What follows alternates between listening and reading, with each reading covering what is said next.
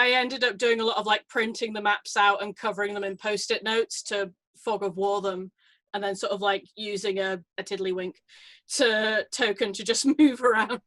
I'm sorry, what? A tiddlywink? Is that an English thing? It is definitely an English thing, but I really want to know what it is. Good morning, good afternoon, good evening, guys. Thank you so much for listening in. Today is we have another exciting DM. Thank you so much for being here, Helen. You're welcome. It's great to be here. Thank you for inviting me. So how long have you been DMing for? I've been DMing for about 4 years now, playing tabletop for about 6 and DMing for 4. Nice. What are you currently playing? I'm currently playing only 5th edition, running one game, and then I was playing in another, but Corona has happened to it. So yeah, currently just running one thing right now. Corona's either ruined all the games or it's caused all the games. There's been like no in the middle. People have either been like, well, I've started playing online because of it, or it has tanked all of their games. See, what's frustrating is I was deliberately trying to stop playing as online as much because I was finding that I enjoyed games in real life more. So I managed to transition, so I was only playing in real life games, and then now I've had to switch back to only playing online games again. Yeah, I started with online during quarantine, and I like it so far. I enjoy it. But the games that I play in are really heavy RP, so there's not like that awkward kind of like, okay, we're over the internet now. I've just found that with the game that I'm running, I used to play with these people IRL, and now I'm playing with them online, and I'm just finding that everything's taking us much longer is the only thing, just because obviously people keep not hearing me and things like that. Oh yeah, and you do kind of have like that awkward hurdle of like, oh, but it's my turn to talk. I'd like to say something, and people kind of like talking over. Because in person, like you can read that body language of somebody, like I'm gonna say something, but online it does make that a bit harder. Exactly, yeah. It has meant that I've been able to sort of switch my design to be a bit more sort of like based around maps and doing things with sort of like hiding enemies and things that are a bit harder to do in real life. But it has also meant that I feel like some of our I think most of my players are over the hump now, but certainly when we first transitioned, it was quite hard for them to sort of get used to not being able to pull faces at each other and things like that. Do you use like Roll20 for your maps and stuff? Yeah, Roll20 for maps and then Discord for voice. But our internet is so dodgy that can't do that. I would highly recommend using Zoom. We started using Discord, but like everybody's volumes are differently. Some people are loud, some people are quiet. The internet was really dodgy, but with Zoom, it equalizes everybody's volume, and it seems to have a stronger connection. So we never have an issue with people glitching anymore on Zoom. That sounds good. I might suggest it to some of the others then when I'm next talking with them. I think it was partly just because we already had a Discord server up for organizing games, so it was easier to just move over to voice chat there. Yeah, I'm by no means sponsored by Zoom. Do you have like a favorite, like a go-to monster that is just something that you just love to run with?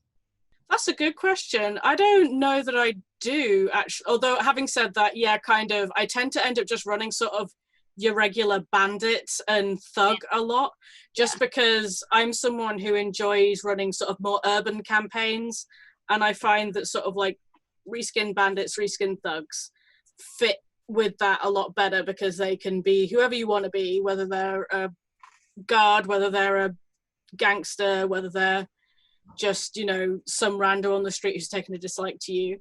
What does urban campaign mean? To me, it means like I'm someone who prefers to run campaigns that are set in cities, basically. Okay. My main setting is sort of like the city of Shoal, which is totally not a complete rip-off of Ankh-Morpork from Toe Cratch's Discworld.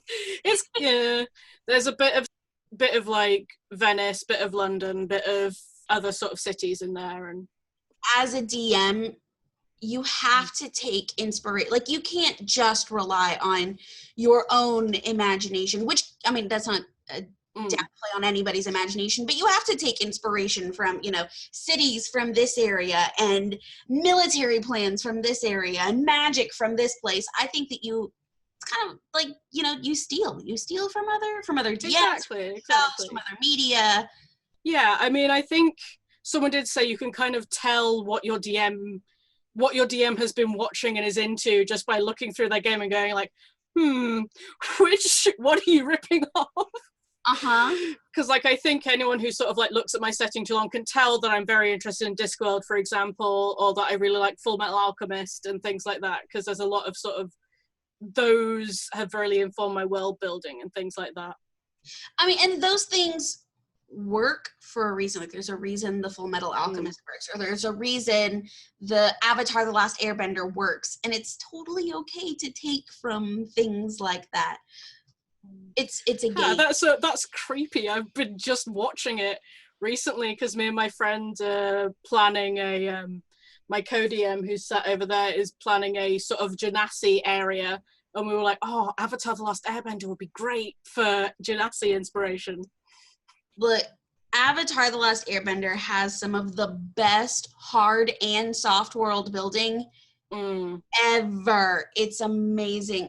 So many of the DMs that we get to interview, they all bring it up. They all bring up that they draw inspiration from Avatar because it's just so well done that there's no reason to not pull from it. Plus, the creators of Avatar are like really open online with like, you know, here's what we did and here's all this backstory stuff and things. So it's quite easy to be like, oh, and I mean, I think that's partly also why I draw a lot from Discworld, because Terry Pratchett also did a lot of, especially in later books, sort of like explaining, like, you know, this is the mechanics of how my everything works, which, you know, helps a lot. So do you prefer to do homebrew then over module? I do. I've only ever run one module, which is Princess of the Apocalypse, which I have since been told is not a good module. Or I have since been informed that like the issues that I have with it are partly an issue with that particular module and not so much an issue with other modules. I have not played that one. I'm currently running Curse of Strahd, and that's my only experience with a module. Curse of Strahd I was going to play in Curse of Strahd, but then again, I think there's still maybe plans for that to happen, but my DM is not in the same place as their books for Curse of Strahd. We're waiting on that a bit. That's the worst. Reading that book is the worst. I've said it once, I'll say it 100 times. Reading that book was so hard because it was like, here is this little bit of some super cool story. Now read the description for the next 76 rooms. That was part of the problem I was having with Prince of the Apocalypse is that they put room descriptions, they don't necessarily put them in the natural order that most people would go through those rooms. Oh, Christopher Strahd did put them in a good order. Yeah, because Prince of the Apocalypse has more of an open world plan. So there are multiple entrances to a lot of the dungeons, which means that like you'll often get like Area 32 is next to Area 4, and it's entirely possible for your players to go from one to the other, and you're always like, hang on, I'm just having to flip back to the other page.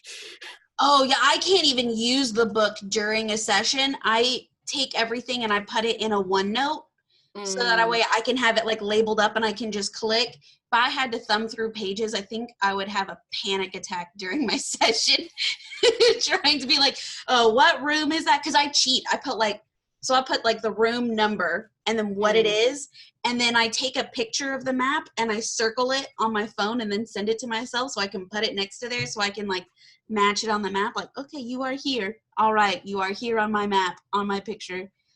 I have to, I'm such a visual person, I have to have that extreme amount of representation there. Otherwise, I'm like, I don't even know where you are in the map. I don't know what room this is. I ended up doing a lot of like printing the maps out and covering them in post-it notes to fog of war them, and then sort of like using a tiddlywink token to just move around. I'm sorry, what? A tiddlywink? Is that an English thing? It is definitely an English thing, but I really want to know what it is. It's a really silly game. It's a game where like you have these little flat plastic tokens and you have to like press on one to get the other one to hop, and like you have to try and bounce them into a pot. Oh, okay. I know those things. I don't remember what we called them, but it was not Tiddlywink. I will say one of the problems I was having with Prince of Pockets, so I probably brought up on myself, is I never bought the physical copy. I had a copy on D&D Beyond. And so I was using the app on my phone to like scroll through it. So, you know, which is a bit, because you can't, I guess because they don't want people, obviously it's like an anti-piracy measure, but you can't copy and paste things out of the app. Mm-hmm. You have to like screenshot it or like go on the computer and copy and paste it off the desktop site. So I was just like, I can't be bothered to copy and paste it out into like a OneNote or a Google Doc or something. I'll just use the book. It's the book's designed to be used, right? And then regretted a lot. Isn't there always regret in something when you start a campaign? I mean, right now I just regret that a lot of I didn't have an overarching plot for the campaign before I started it. So I've come up with it now when they're level 7. So it's do you think it's important to have that at the beginning? I don't know. I think for me, I kind of didn't want to plan it from the start because I didn't know what my players were playing. Mm-hmm. I think like some people I know like really love it if they can like start and they've got like I know that the BBEG is this guy and this is going to happen. They'll have a ground confrontation with him at this level and everything's going to be to do with him and blah, blah, blah. Whereas I was more like, this was the first time a lot of my players have played homebrew. So I was like, I really want to like let them be creative and like make up the backstories. Then I'll make up a BBEG based on what backstories they give me. Mm-hmm. Which I feel like in hindsight, I should have like asked them or at least given them a thing of you all belong to. But previously I've had a thing like, you know, you all do this job or you all belong to this club or whatever as a reason for them to meet. And this time I just had the reason for them meeting of you're all on the same boat to this city, you're all traveling to the city together, you've all met on the road. And I feel like that did lead to some issues of like, I had one player who wanted to do like super good paladin-y stuff. I had another player who wanted to do super sneaky, seductive bard stuff. Another player who wanted to do a lot of classical wizardy nonsense. And then I've got another player who wants to do all the thieving rogue things. And it's just kind of like, oh boy, you all guys want different things, huh? Oh, yay. Did you guys do a session 0? Yes, we did, which was mainly sort of character creation. A lot of my players are more used to playing in like settings. The ones who'd played D&D before were used to playing in settings that already existed. And I think a couple of them were having a bit of a panic of, I can't Google what's in your land. I can't just go on a wiki and pick a god and read everything up on it that I need to know. But that part is I'm working on a homebrew campaign as well. And they were like, okay, I'm going to go pick some gods. And I'm like, because I homebrewed the gods as well. Like it's completely like we're using the D&D system, or the 5e system, excuse me. But we're like everything in there is homebrew. The world, the gods, the religions, everything. So that did make it harder for those who wanted to go clerics.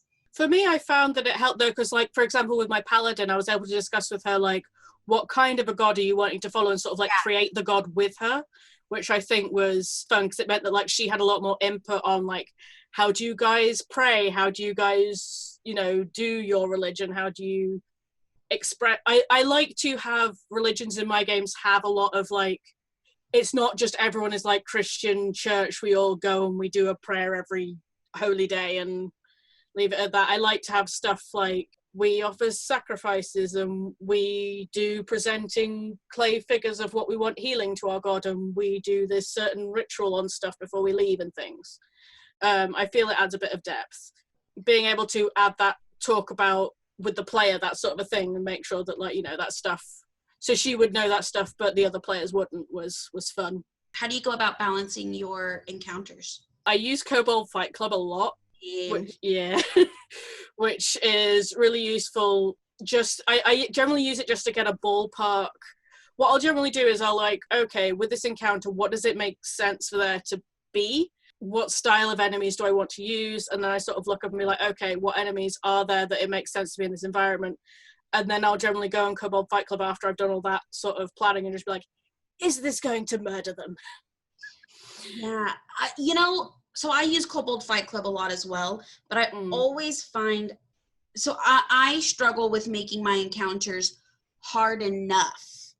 Yeah, if it's not deadly on Kobold Fight Club, there's no point. Yeah, even some of the deadly, I'm like, they blow through it, and I'm like, okay, maybe I should start making this like extra deadly. I think it's a thing of like D&D as a system expects you to be doing multiple encounters per long rest because it's built around dungeon crawling. So like if you're doing something like, say in Prince of the Apocalypse, which is, as much as it claims to be an open world, it is 75% dungeon crawl with a sandy top layer. It's one of those things where you would have like several rooms. Like this part of the problem I have with Prince of the Apocalypse is there was so much of like, you go in another room and there's another 5 guys and they're all going to kill you now. So it's a case of like they plan around many small encounters rather than one big one, which means that when you are someone who's doing more like I guess you and I are doing, where we're like, oh, there's only going to be one fight a session, you have to sort of plan more big fights. I will fully admit that I have an awful habit of just using action economy, of just being like, no, more minions, more minions. More minions. I swear, every single time I use a really high CR enemy, my guys wipe the floor with them.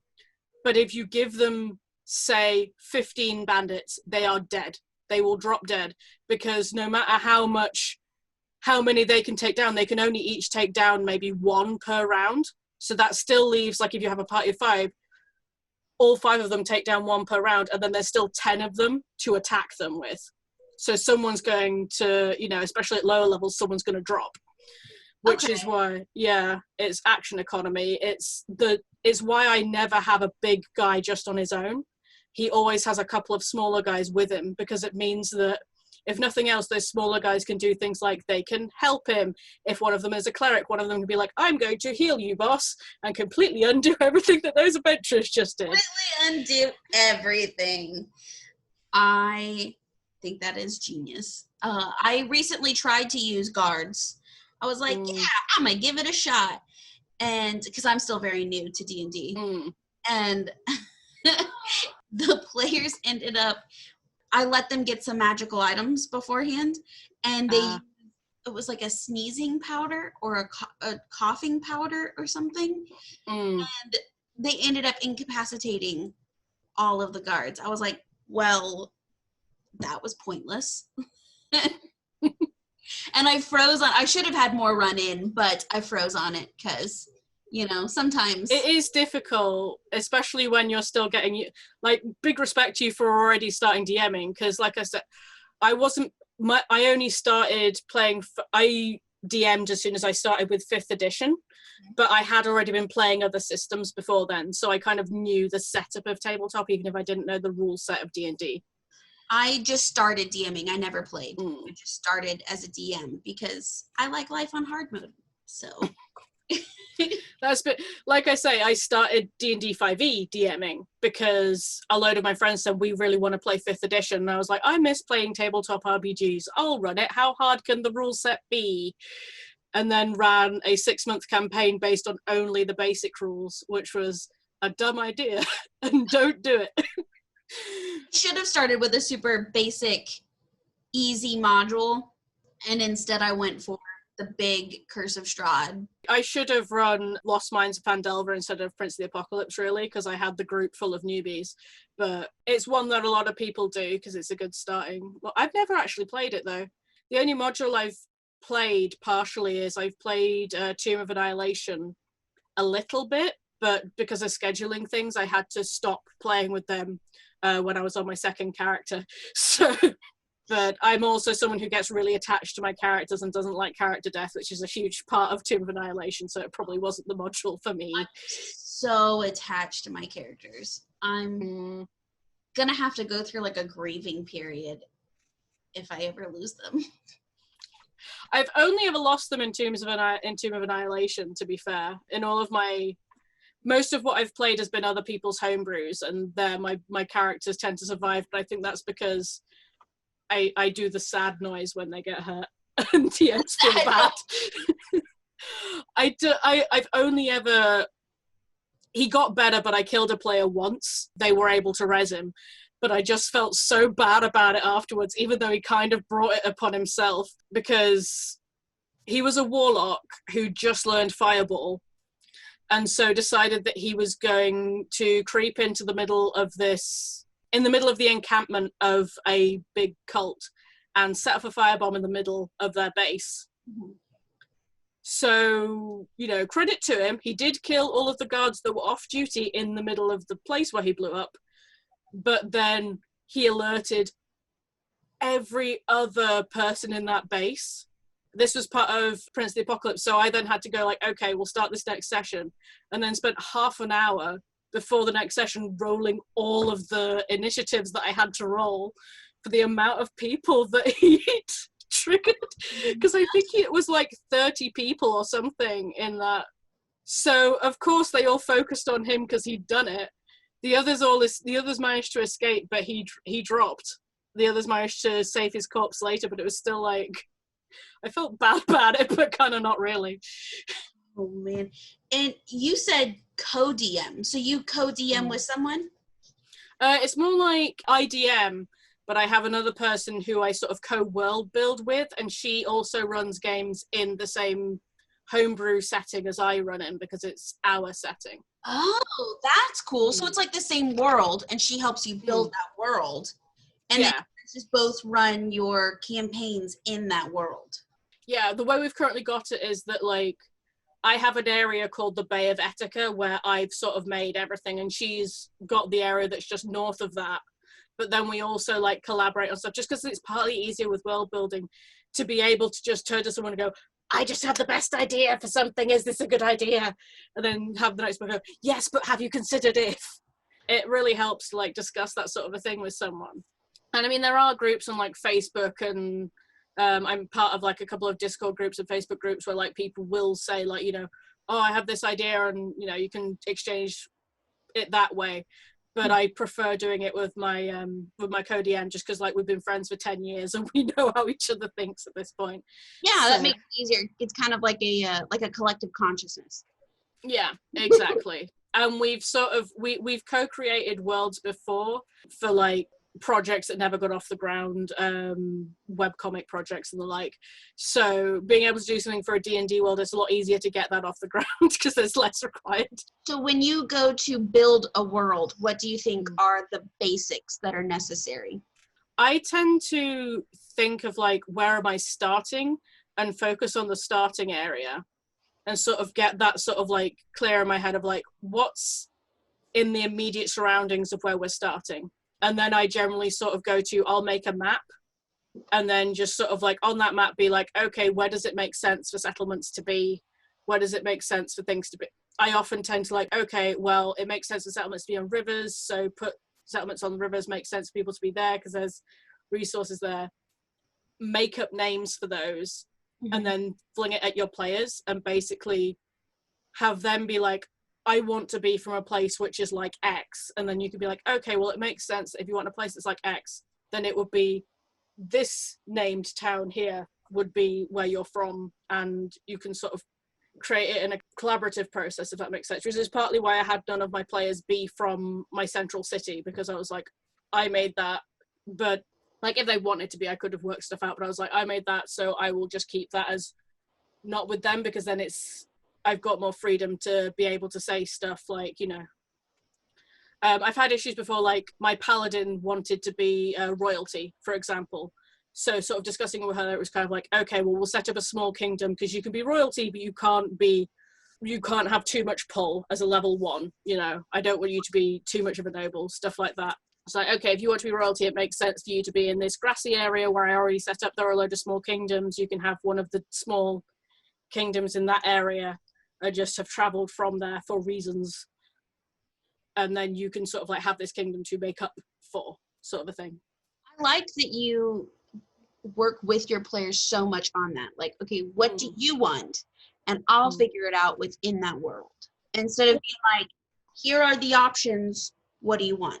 Well, it's something where, like, I so often see things where, like, people come up with really great character concepts, but then it's like, when will you ever get to play them? Because so many DMs are like, oh, but my world is not like that. Which is why my world is something of a homogenous mess, because I've sort of just made it around what other players wanted to play. My elves in my world are very much sort of based off what my players wanted to play as elves, rather than any of my ideas about elves, because I had a lot of players who wanted to play elves for some reason. Who knows? I did not have any plans for drow at all, but one of my players wanted to play a drow, so therefore they have actually created a lot of the drow society ideas in Etica rather than me, because they were like, I want to make this character who's like this, so therefore I think their home life should be like this. And I was like, okay, well, if their home life is like this, then it makes sense that this would be the case in XYZ. How do you handle drow in your world? I'm someone who, cards on the table, have never really liked monstrous races just being evil for no reason. Like when Wizards of the Coast announced that whole thing of like, drow are no longer evil, I was like, congratulations, you're doing what I've been doing for 4 years. Yeah, that was something in our whole campaign. We just weren't going to have drow because of that whole uncomfortable, they're all evil just because kind of thing. The way I have the drow in my world is that they were elves who were living in sort of like the northern mountains, and there was a lot of unstable stuff that happened that ended up with them getting trapped underground for a while, and then like many hundreds of years ago, the few interactions they'd had with outside human races and stuff, there's a lot of barbarian tribes up in that area. So most of the interactions they'd had with sort of surface dwellers in that time had not been great. So at that time I was like, they've sort of been keeping to themselves underground, sort of known of as by rumor mainly. And the only other race they really interact with a bit is dwarves, because both underground they intersect a bit, but dwarves are also known as being quite secretive in my homebrew, because, you know, it's a case of I've been having that in the last couple of 100 years. The drow have been, certain factors within drow society have been making a push to reacquaint themselves with the surface world and with the other races within Etica. So there's one town where the whole point of that town is to try and be a place where drow coexist with other races, which has led to something of a 24-hour society where like the drow tend to come out at night because the sunlight hurts their eyes. So they're mostly nocturnal, and then other races are out during the day and doing stuff, and there's sort of like a cohabitation there. In my world, the drow are in like the beginning stages of starting to re-emerge very slowly. And so the character that my player is playing is a drow whose father was quite lower class and got involved in quite a higher class drow lady, accidentally ended up with child, and the child is the player, sorry. So their father was lower class, got involved with a high class lady, ended up escaping with said child to protect them from further consequences, and ended up being raised by the father and a load of dwarves that he'd sought refuge with. So therefore this drow, whilst he is physically a drow, is more culturally a dwarf, because he's not been raised by many drow. The only drow he knows is his father. So it's meant that while he knows some stuff of drow society from him, he doesn't. It is, yeah. We've dealt a little bit, and we've dabbled a little bit in people having the whole, you know, oh, drow, you know what they're like, but I keep it light. We work really hard in our campaign to be really inclusive. So we actually did away with racial bonuses. And instead you get 4 points to put wherever you choose. So that way it kind of does away with like the, you know, all tieflings are charismatic, and it makes it more even. And then you can build the character that you want to build, not the character that you're stuck with.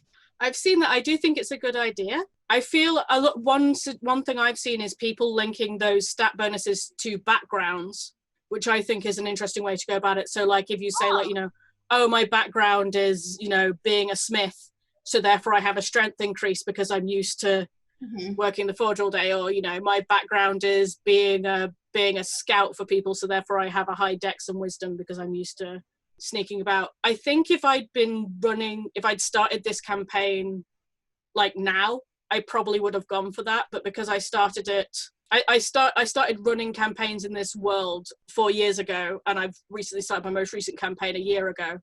I was aware of rumblings, but wasn't aware of I think I just stuck to the book because I was like, that seems the safest way. I don't want to break anything. There was a lot of things that it was brought to my attention, but again, I'm so new to D&D. I'm still learning so much of what D&D is, and so and then it was brought to my attention like, hey, like, this is kind of an issue, and then I read it and I was like, what? Like, why would they even write it that way? Like, I think the book, I mean, even the 5e book, like, literally says outright they're inherently evil, and I'm like, that's... Well, the drow, yeah. It was like, I had a lot of people surprised I was allowing a drow player character, because, like, apparently there was some book about a drow called Drizzt, which was, like, the one good drow out of all the drow, and people are like, oh, all people who want to play a drow player character just want to do that one. And I was like, I'm pretty sure my player wants to make Bo from She-Ra, and that's why they're doing it this way. I love She-Ra so much. I've been incorporating a fair amount of She-Ra because I love it, and because my new player is an artificer as well, I'm trying to incorporate a fair amount of artificing in, and the way that She-Ra handles, like, the first ones and things, I think is an interesting way to sort of handle putting magic and technology together. So I've been sort of using that as an influence. Yes. So So the last bit of questions is less about Helen the DM and more about Helen the person. If they bleed together, though, totally normal. If you could recommend a book, a movie, and a TV show. Well, see, books, I feel I have to recommend something Discworld, just because they mean so much to me, but which Discworld? Oh, that's so hard. But I feel I should recommend one because there's like 30-something of the things. Oh my gosh. It's a long series, but they're all really good. Except for the most recent ones, which were towards the end of his life. Those are not so good. I would honestly, especially if you're wanting to do a campaign that's more sort of like religion-based, I would really recommend Small Gods by Terry Pratchett, which is a book about a god who, due to lack of belief, is trapped in the body of a turtle and has to travel with his one remaining believer to basically right the wrong of people believing in his church instead of him. That's really fascinating. Now, to clarify, you said turtle or tortle? Oh no, tortoise. That's what it is. Tortoise. I'm getting confused because Discworld is on the back of a turtle, but is a tortoise. I'm getting my small shell things confused. That's adorable. In our campaign, we have a turtle, and the life expectancy of a turtle is 70 years, and our turtle's 86. Oh, he's adorable, and he's senile, and he thinks that we're all his grandchildren. Like, he's convinced the rest of us in the party are his grandchildren, and he thinks that we're just soft shell and our shells haven't hardened yet. I think one of my players' favorite NPCs that I ever gave them was that they went to like the mayor's house and there was a turtle gardener who was just very slowly going around the same hedge, and by the time he was done going around the hedge, he had to go around the hedge again, and that should, because he was so slow with cutting it. That's adorable. That got him. I love him so much. He's I'm so attached to all of our characters, but like, he's 86. I swear I've never heard of a turtle who wasn't just so cute you wanted to hug them, though. There's something about the turtle race. We were just like, oh, I love them. Yes. I love them. They're big turtles. We have a professional artist in our team, so she does all of our character art. So we have this amazingly well done character art, and she crafted them to look like the players who are playing them. Oh, that's nice. It's adorable, and all the characters look a lot like the players look like their character, or vice versa. But even the turtle has the same like derpy look that his player can get, and it's incredible. I love it so much. So there's a book. What about a movie and a TV series? Movie. I feel like because of I have a degree in animation, I should probably recommend an animated one. What's the That's movie? what our artist has a degree in animation. She has 2 degrees in animation. She's got 2 arts degrees. I have a master's degree in animation because I made good life decisions at 18. That's the same way she talks about it. She was like, I loved it so much, I went back for a second. But, a film. Honestly, I think my favorite film ever is Ghost in the Shell, which is a very pretentious answer. The 1995 Ghost in the Shell, just because, I don't know, I feel like that's the film that really got me interested in cyberpunk and a lot of sort of sci-fi themes. I really love a lot of the sort of like, the theme, the stuff on like, you know, where's the line between machine and human? I really dig a lot of that stuff. And Ghost in the Shell was one of the first things that I saw that sort of brought that stuff up. And it's a really deep film. Like, I can watch it over and over again, and I keep spotting things on each rewatch. And I just love it. And people keep dismissing it because of anime titty. And I'm like, but no, look past the titty. And it's a really deep movie, I promise. So yeah, warning, if you're underage, don't watch it because there's nude women in it. But it's still really good. It's animated nude women. It's a 15 here in the UK, but I don't know what it would be in the US. And then a TV show. Honestly, I feel like the more people I can get watching She-Ra, the better. Yes. Because I know so many people who just like, I'm like, you would love this so much if you would just give it a chance to watch it. And then they have just been like, I'm busy. And I'm like, but if you have the time. I love Catra so much. I think her whole story arc is such a roller coaster. Like, it's not like, I'm a good person now, I'm bad. It's just, I'm good, I'm bad, I'm good, I'm bad. And I love that spiral that she has. And I think it's really interesting to have a protagonist, Glitter, have a downward spiral the whole show.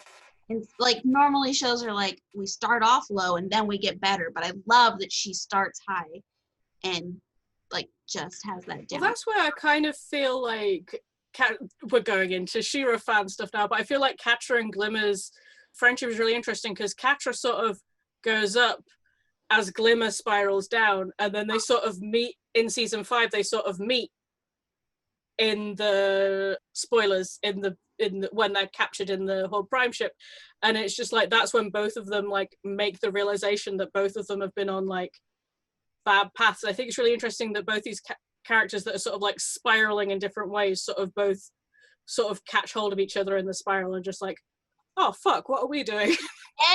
Yes, I completely agree. I love that, and I love how they break the stigma of that there's so many lesbian relationships in She-Ra, and I love it so much. My son and I, that's one of our favorite shows to watch together, is we just sit down and we watch She-Ra together. I have to admit, as someone who's like on the spectrum as well, seeing Entrapta, who's so obviously like a girl who's also on the spectrum, because all the representation we tend to see of autistic people is like Rain Man, you know, or Sheldon from The Big Bang Theory. It's all like little boys who are, you know, reacting in the very stereotypical ways, and it's so underdiagnosed in girls because girls react differently. And so seeing someone like Entrapta being like, you know, and this is how I am with it, and I'm just like, I love you. You make such bad decisions, but you don't realize you're making them, and I love her because I see myself in her too much. But can we talk a little bit about you being on the spectrum? Is that okay? Oh yes, absolutely, that's fine. I'm completely open about it. With you DMing, how does that affect DMing and playing D&D? It does a bit for me. For me, I find one of the symptoms of autism that I get is that I have audio processing disorder, which means that if I am hearing audio from a lot of different sources, I can't differentiate between any of them, and I tend to get overwhelmed and I just don't hear anything. Mm-hmm. Or I'll often have it where like someone will say something to me and I'll be like, wait, what was that? And then like 2 seconds I'll be like, wait, no, I understand it now. It took me a second to get around to it. So I have, in session zeros or with anyone who's going to play with me, I always have to be like, just so you understand, I have this thing, and therefore I would prefer it if you try and keep talking over each other to a minimum, because I genuinely will not understand anything you're saying, which is one of the problems I've been having moving to online. Is IRL, it was very easy to sort of like be like, you know, I had another player DM my, I had my co-DM come and DM my group for a session when I was not feeling well and wasn't up to it.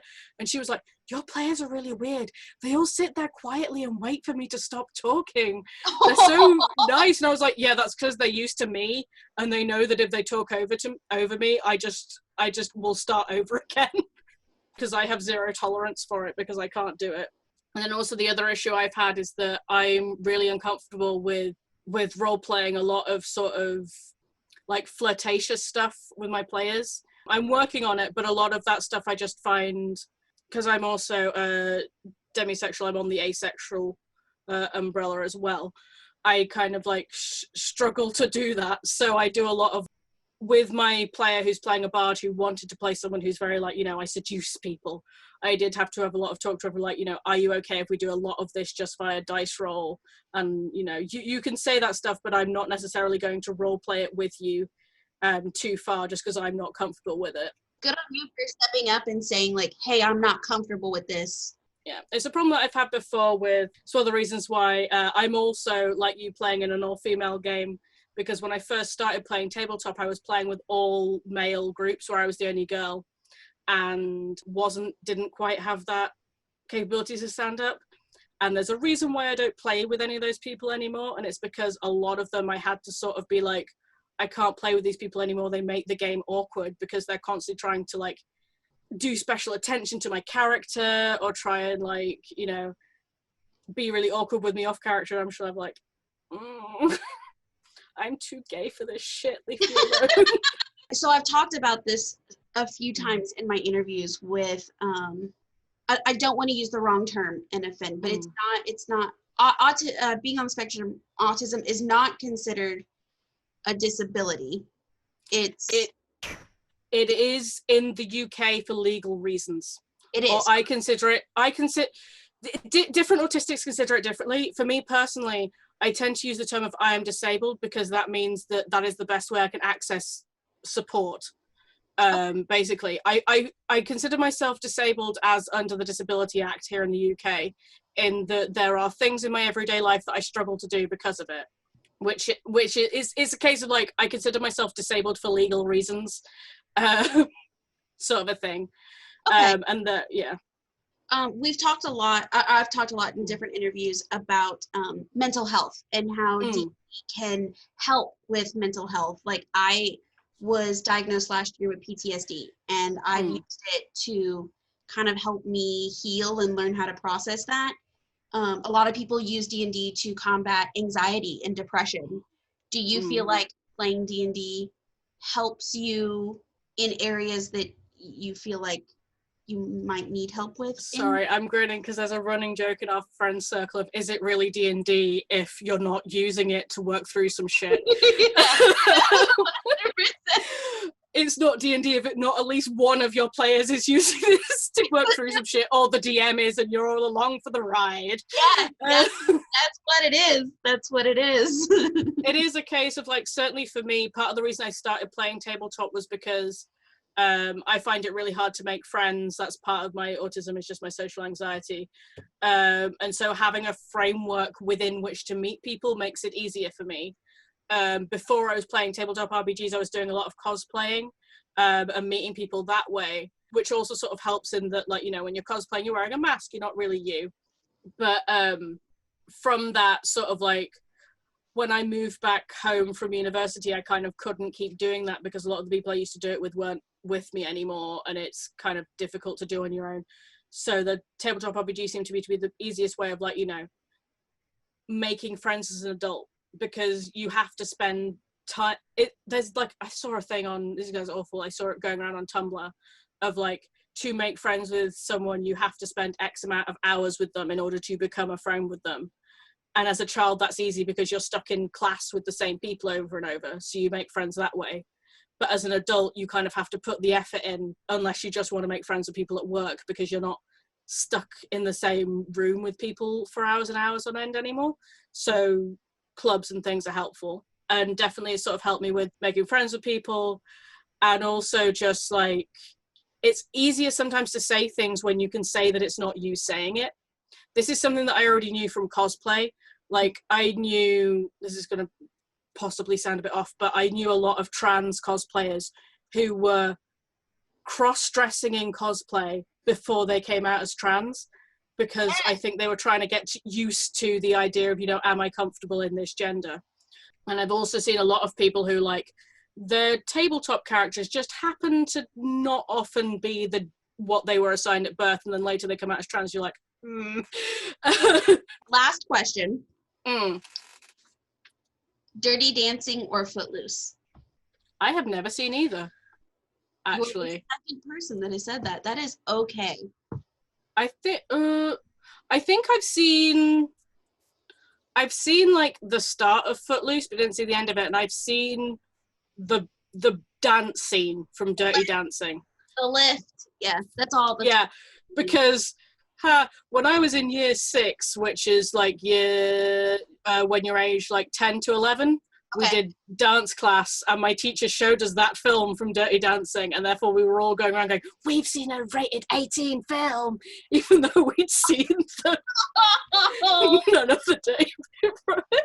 That's adorable. Oh, thank you so much for doing this interview. No problem. I'm sorry it's got a bit off the rails at the end there. No, don't be. That's fantastic. I completely understand if none of that gets in. It's great. Where can people find more of you at?